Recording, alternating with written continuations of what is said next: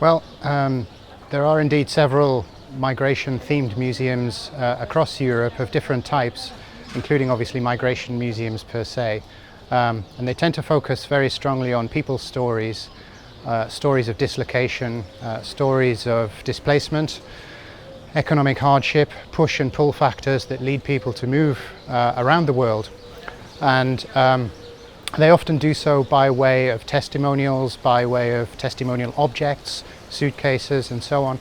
And obviously these museums have taken on a new resonance since the advent of what is known as the refugee crisis, where stock objects such as suitcases have in some ways been replaced by others which are more alarming, such as life jackets. So these museums have tended to talk about personal stories, and my feeling is that there is a necessity for this, and it is helpful for people to gain a sense of empathy and understanding of the people and the plights that they go through. But at the same time we need a much more nuanced historical discourse to help people's global and historical and geopolitical understanding of migration trends. Migration museums, in the sense of museums that call themselves migration museums, immigration museums, emigration museums, are necessary because this is a key phenomenon of our present that people are struggling to understand.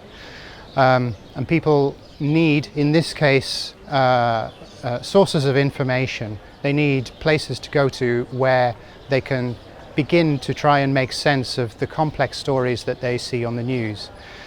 So migration museums are indeed necessary precisely for this purpose, and often to combat the alarmist or nationalist sentiment in different countries across Europe. Museums can avoid stereotypes and superficial discourses around migration by marrying their attention to personal stories with an attention to deeper historical causes and the long historical and geohistorical and geopolitical stories that have led to the situation in which we find ourselves today in relation to migration.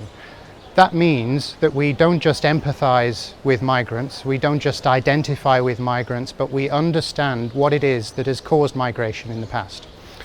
The other important element to this is that we need to make it clear that migration is a constant in human history, so it's not a new thing. What is new is the legal and national framing around migration. Some of the borders that we deal with when we think about migration are of course new. So we need to do a kind of archaeology of that new world order in which there are borders to be transgressed and in which movement and mobility around the globe is easier for some people and much, much harder for others.